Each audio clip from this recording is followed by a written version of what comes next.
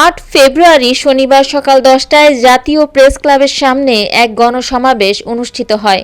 অনুষ্ঠানে উপস্থিত ছিলেন ফরিদ আহমেদ, জনাব সাকিব আলী, ফজলুস সাত্তার, ফুয়াদ সাকি সহ আরও অন্যান্য নেতৃবৃন্দ। অন্তর্বর্তী সরকারের ৬ মাসের আমলনামা ও নতুন রাজনৈতিক দলের আত্মপ্রকাশ নামক এই সমাবেশে উপস্থিত সকলেই গুরুত্বপূর্ণ বক্তব্য রাখেন। প্রধান উপদেষ্টা ডক্টর মুহাম্মদ ইউনূস ছাড়া বাকি উপদেষ্টাদের উপদেষ্টা পদ বাতিল সহ ৭ দফা দাবি নিয়ে এই গণসমাবেশ অনুষ্ঠিত হয়। ৪,০৭২ দিন ধরে শেখ হাসিনার সাথে যুদ্ধ করেছি, কিন্তু যখন ৫ই আগস্টে বিপ্লব হলো তখন কারা জানিয়ে এসে সব বসে পড়ল। তৌহিদ সাহেব পররাষ্ট্র উপদেষ্টা, যাকে আমি চিনি ৯১ থেকে, তিনি আমার সিনিয়র ঊর্ধ্বতন, উনি তো জীবনেও চিন্তা করেন এই বিপ্লব নিয়ে।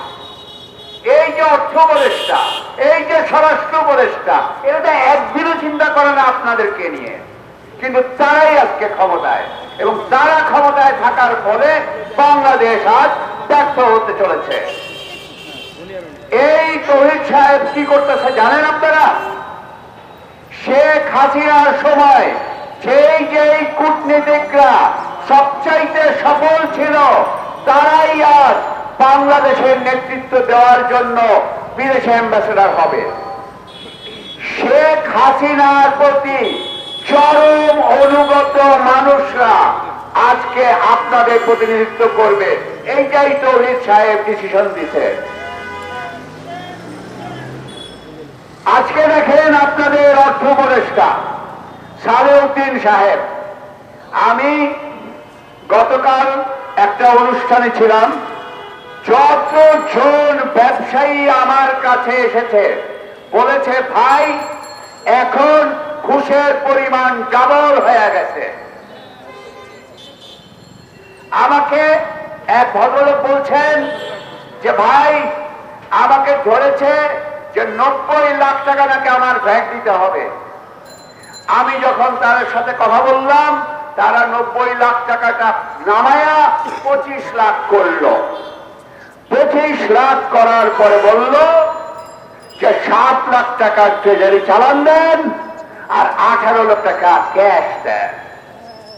তার সালেউদ্দিন সাহেব ওই দুর্নীতির কিছুই না কইরা, দুর্নীতির কোনো সমাধান না করে উনি আপনাদের উপরে ব্যাগ বাড়াই দিল। তার মানে এই দেশের শুল্ক বা আমরা যেটাকে রেভিনিউ বলি, শুল্ক অবস্থা এই উপদেষ্টার অধীনে কোনো দিনও ঠিক হবে না। আর স্বরাষ্ট্র উপদেষ্টার কথা তো বাদ, তারা পুলিশকে, যেখানে বলা হয়েছে ৯০% পুলিশ ছাত্রলীগকে ধারণ করে, তাদেরকে নিয়ে উনি এখন পর্যন্ত পুলিশগিরি করতেছেন। আপনাদেরকে একটা কথা বলি, কয়েকদিন আগে কাউরান বাজারে যে, এখানে ফিরোজাস এক জায়গায়, কাউরান বাজারে যে আমি খুচরা বিক্রেতাদের সাথে কথা বলছিলাম, তারা বলতেছে, আমি তাদেরকে জিজ্ঞাসা করছি একটা কথা, আচ্ছা বলেন, গত ৫০ বছরে যারা যারা আপনাদেরকে শাসন করেছে, কেউ কি কখনো ভেবেছে যে আপনারা সকালবেলা কি খান? তারা কি কখনো চিন্তা করেছে যে আপনার ছেলে মেয়ে স্কুলে গিয়ে কি শিখে? তারা কি কখনো চিন্তা করে যে এই আহত বাচ্চাগুলা কিভাবে কাতরায়? তারা কিছুই চিন্তা করে না। তারা সবাই বস্তু জগতের মানুষ। একটু আগে ফরিদ আহমেদ সাহেব যেটা বলেছে, একটু বলি, আমি নিজেকে কিভাবে দেখি।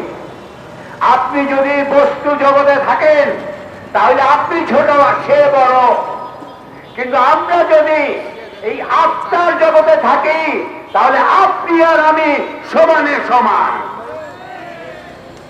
আমরা আত্মার রাজনীতি করব, বস্তুর রাজনীতি করব না।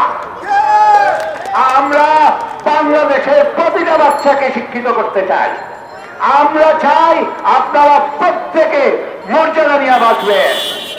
বৈষম্যের এই রাজনীতি ধ্বংস করার জন্য আমরা আসছি আজকে আল্লাহর হাত ধরা, আল্লাহর পথে আমরা আপনাদেরকে দেখব। আপনারা হচ্ছেন সেই সোল, সেই আত্মা, যে চিরদিন চিরন্তর চিরকাল ধরে থাকবেন। আপনি হচ্ছেন আল্লাহর ফুৎকার, আমরা হচ্ছি সবাই আল্লাহর ফুৎকার। সুতরাং আমি বলতে চাই যে আমরা কিন্তু ওই রিক্সাওয়ালার পক্ষের মানুষ, ওরা চোর, কিন্তু আমরা ওই রিক্সাওয়ালার পক্ষের মানুষ, আমরা ওই বাসের কন্ট্রাক্টরের পক্ষের মানুষ। আমার সচিব দরকার নাই, বাংলাদেশে কোন সচিব নাই সাকিব আলীর চোখে চোখ রেখে কথা বলতে পারে। বাংলাদেশে কোন জেনারেল নাই আমার চোখে চোখ রেখে কথা বলতে পারবে, কারণ এই মূল্য আমি দিয়ে আসছি, 4072 দিন দিয়ে দিতেছি।